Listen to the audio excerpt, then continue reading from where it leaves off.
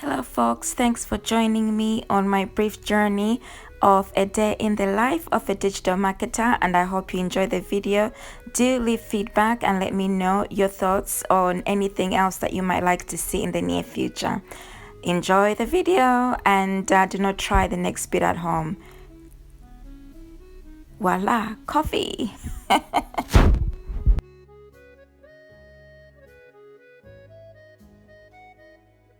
Behind the scenes of what I get up to in digital marketing. So the type of things that I get up to is I woke up this morning creating content and writing blogs, and now I'm updating my website.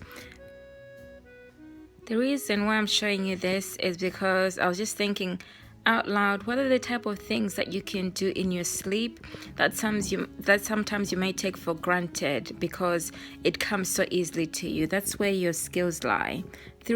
Aside from content creation, I also spent my time building like landing pages and also autoresponders, automated emails, and I wouldn't have thought that this was something that I could do.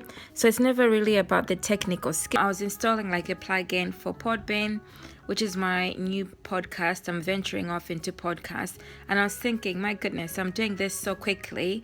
5 years ago, I would have been crying. More behind the scenes. So aside from creating landing pages, content, blogging, and other matters, I'm very analytical, and I've always been, and also practical. So I spend my time analyzing data just in terms of what the responses are.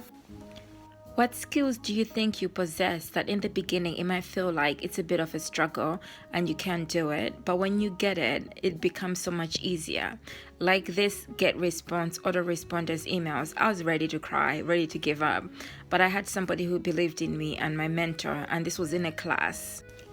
Last but not least, my new venture, the Podbean podcast, which I started off last year but held back for some reason, got distracted by other things.